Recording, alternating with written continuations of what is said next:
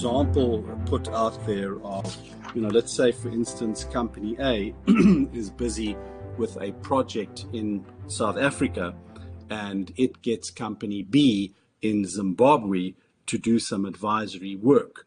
Company A will pay an advisory fee to Company B in Zimbabwe. Now, the source of Company B income is South Africa because it's doing its work in South Africa. But that also depends. It depends on where its wits and labor are being exercised. If it is in South Africa, well, then the source is South Africa. If it's in Zimbabwe, then it's in Zimbabwe.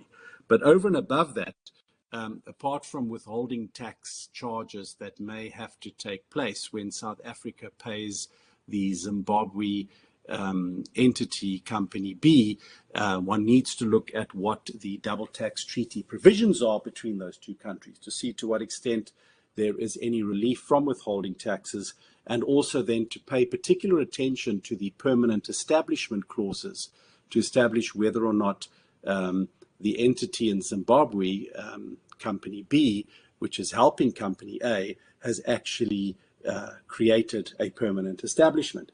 Let's say it's a mining project. Now, most mining projects take years to develop. And so let's say a specialist geologist firm out of Zimbabwe comes into South Africa to assist the South African entity in setting up this mining operation.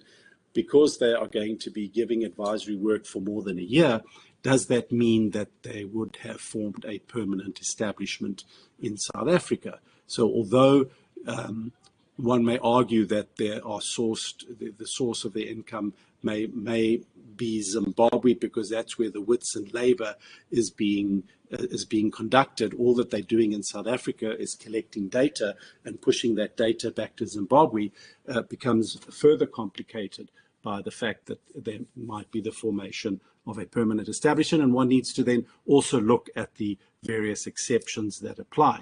So in any problem like this, it's important to create sort of like an organogram, little box of the different entities with arrows showing what the flow of work is, where the work's being done, where the money's flowing to, and from there deconstruct what the different exposures might be. And as I said, in this case, it could be withholding taxes, there could be a reverse VAT charge. Then clearly one would have to look at the double tax treaty provisions to see if there's any permanent establishment problem. And so that just gives you sort of a basic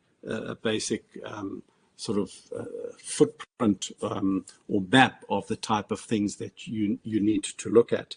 And if there is no double tax treaty and there is tax exposure in both countries, as we started with the Hong Kong example, it is important to look at what tax credit provisions are available to either of those parties to credit in the country that the taxes are being charged, the taxes that might have been paid in the other country.